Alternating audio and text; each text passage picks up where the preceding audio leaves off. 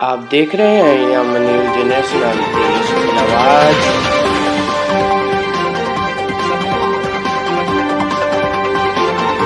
पसंद आए तो कोई ना कोई उनकी काबिलियत के कारण आए इसी शहर से। मेरी इनसे बातचीत हुई, पिछले दिनों ने कहा मेरे मन में का उपयोग कर सकते हैं।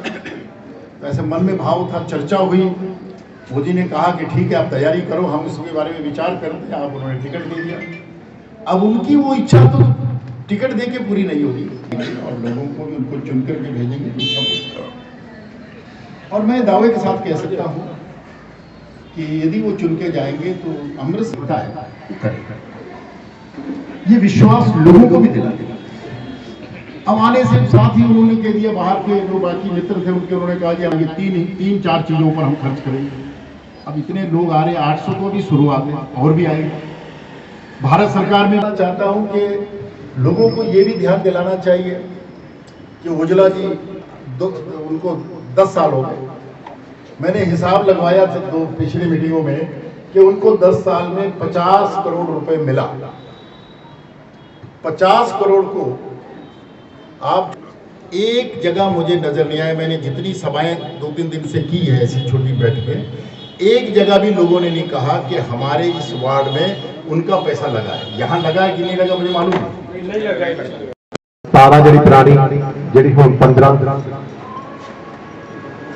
17 पुरानी ते नवी 15, ये तुहानू यकीन दिवाना कि इत्थों हर बूथ के उत्तों घੱਟ ਤੋਂ ਘੱਟ 150 ਤੋਂ 200 की लीड तुहाडी भारतीय जनता पार्टी की झोली च पाई जाएगी। क्योंकि ये जी वार्ड है श्री अनु सिक्का जी 18 साल हो गए इत्थे। ਆਪਾਂ ਸਾਰੇ ਸੰਗਠਿਤ ਆ, ਸਾਰੇ ਸੰਗਠਨ ਦੇ ਬੰਦੇ ਆ, ਸਾਰੇ ਪਰਿਵਾਰ ਬਹੁਤ ਵਧੀਆ भारतीय जनता पार्टी के सारे जिन्हें भी लीडर कैडेट्स बैठी है। मैं हूँ साढ़े पिछे रवि जी बैठे ने, थोड़े तेज ख्याली ने, थोड़ा मूव करेंगे। रवि जी जनता पार्टी जिंदाबाद। पहली गल चंदेल जी ਅਸੀਂ ਤੁਹਾਡਾ ਬਹੁਤ ਬਹੁਤ ਸਵਾਗਤ ਕਰਦੇ ਹਾਂ, ਬਾਕੀ ਮਹਿਮਾਨਾਂ ਦਾ ਵੀ। ਬਾਕੀ ਅਸੀਂ ਖੁਸ਼ਕਿਸਮਤ ਹੈਗੇ ਆ ਕਿ ਅਸੀਂ ਮੋਦੀ ਜੀ ਦੇ ਸਿਪਾਹੀ ਹੈਗੇ, ਕਿਉਂਕਿ ਸਾਨੂੰ ਮਾਣ ਹੈਗਾ ਪੂਰਾ ਵਿਸ਼ਵ ਉਹਨਾਂ ਦੇ ਪਿੱਛੇ ਲੱਗਣ ਨੂੰ ਤਿਆਰ ਹੈ। ਪਰ ਸਾਡੀ ਬਦਕਿਸਮਤੀ ਹੈ ਹਿੰਦੁਸਤਾਨ ਦੇ ਜਿਹੜੇ ਓਪੋਜੀਸ਼ਨ ਵਾਲੇ ਨੇ, ਚੋਰ ਨੇ, ਠੱਗ ਨੇ, ਉਹਨਾਂ ਨੂੰ ਖੱਬੀ ਅੱਖ ਨਹੀਂ ਚੰਗੀ ਲੱਗਦੀ ਉਹਨਾਂ ਨੂੰ। ਲੇਕਿਨ ਮਾਂ ਭਾਰਤੀ ਦੀ ਐਸੀ ਕਿਰਪਾ ਪ੍ਰਭੂ ਉੱਤੇ ਕਿ ਜਿੱਥੇ ਵੀ ਤੁਰਦੇ ਨੇ ਸਾਨੂੰ ਪਤਾ ਲੱਗਦਾ ਕਿ ਸਾਡੇ ਦੇਸ਼ ਦਾ ਲੀਡਰ ਜਾ ਰਿਹਾ। ਸਾਨੂੰ ਸਾਰਿਆਂ ਨੂੰ ਮਾਣ ਹੈਗਾ ਭਾਰਤੀ ਜਨਤਾ ਪਾਰਟੀ ਜਿੰਨੇ ਵੀ ਸਿਪਾਹੀ ਆ ਕਿ ਅਸੀਂ ਮੋਦੀ ਜੀ ਦੇ ਸਿਪਾਹੀ ਹੈਗੇ ਆ। ਸਰਦਾਰ ਤਰਨਜੀਤ ਸਿੰਘ ਜੀ ਇੱਕ ਐਸੇ ਮੋਤੀ ਨੇ ਜਿਹੜੇ ਮੋਦੀ ਜੀ ਨੇ ਚੁਣੇ ਨੇ ਤੇ ਸਾਡੇ ਜਿਵੇਂ ਤੁਸੀਂ ਕਿਹਾ ਕਿਸੇ ਘਰ ਘਰ ਗੱਲਾਂ ਪਹੁੰਚਾਉਣੀਆਂ। मीटिंग है तो की कहना ਅੱਜ ਵਾਰਡ ਨੰਬਰ 17 ਦੇ ਵਿੱਚ ਸ਼੍ਰੀ ਸੁਰੇਸ਼ ਚੰਡੇਲ ਜੀ ਹਿਮਾਚਲ ਪ੍ਰਦੇਸ਼ ਭਾਰਤੀ ਜਨਤਾ ਪਾਰਟੀ ਦੇ ਪੂਰੇ ਅਧਿਕਸ਼ ਔਰ ਪੂਰੇ ਲੋਕ ਸਭਾ ਦੇ ਮੈਂਬਰ ਇੱਥੇ ਆਏ ਨੇ, ਔਰ ਉਹਨਾਂ ਨੇ ਆ ਕੇ ਇੱਥੇ ਕਾਰਜਕਰਤਾ ਦਾ ਜਿਹੜਾ ਮਨੋਬਲ ਵਧਾਇਆ ਹੈ, ਔਰ ਜਿਹੜੀ ਗੱਲਾਂ ਉਹਨਾਂ ਨੇ ਮੋਦੀ ਸਰਕਾਰ ਬਾਰੇ ਦੱਸੀਆਂ ਉਹਦੇ ਨਾਲ ਸਾਡੇ ਸਾਰਿਆਂ ਦਾ ਜਿਹੜਾ ਮਨੋਬਲ ਵਧਿਆ।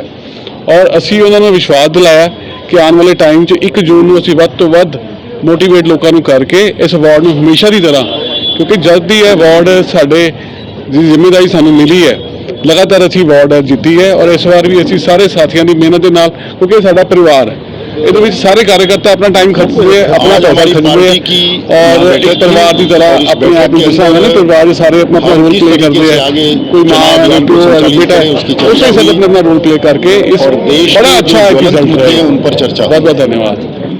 लोग ये महसूस कर रहे हैं कि जिस तरीके से मोदी जी के नेतृत्व में देश मजबूत हुआ है, उस मजबूती को और आगे बढ़ाने की आवश्यकता है।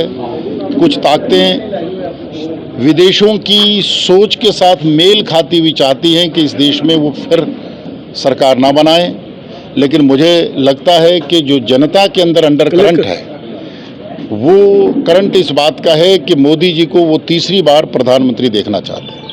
और इस लोकसभा हल्के में भी लोगों ने महसूस किया कि जिनको नुमाइंदा 2 बार लोगों ने बनाया, लिहाज कर करके उनकी लोगों की लिहाज करने की ताकत अब ख़त्म हो चुकी है।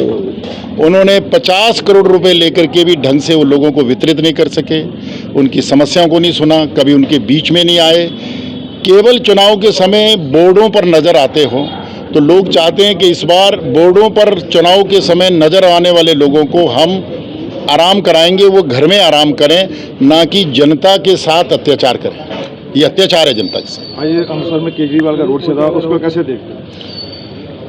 केजरीवाल जी का जो रोड शो है, हर पार्टी अपना अपना कार्यक्रम करती है, लेकिन मैं समझता हूं कि यहाँ की मैं 10-12 दिन से चुनाव अभियान में हूं, और आम आदमी पार्टी जिस तरीके से लॉ एंड ऑर्डर को मेंटेन करने में फेल हुई है, जिस तरीके से उन्होंने महिलाओं को हजार हजार रुपए देने की बात करके उससे मुकर गए हैं, तो लोग इससे उनके क्रेडिबिलिटी लोगों में ख़त्म हो गई है। और आने वाले चुनाव में लोग एक किस्म से संकल्प लेकर के ऐसी ताकतों को सबक सिखाएंगे ताकि वो दोबारा लोगों के साथ धोखा ना कर सकें। अमृतसर वासियों ने पहले भी 2 बार गलती की है, उसके बारे में क्या, जैसे अरुण जेटली जी को हरा दिया, और ज़रूर ये महसूस हुआ है और मुझे भी ये लगा है कि जनता इसका थोड़ा उनके मन में पश्चाताप है इस बार, और उसी के कारण शायद मुझे लगता है समुद्री जी को बड़े भारी मतों से लोग चुनने वाले हैं।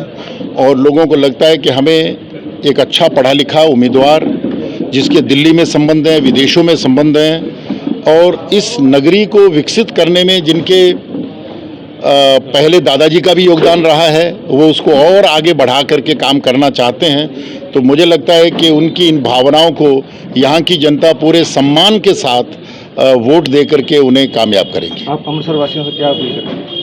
मैं तो करूँगा कि जिस तरीके से देश तेजी से विकास की तरफ मोदी जी ले जा रहे हैं, उसमें अमृतसर किसी भी रूप में पीछे ना रहे।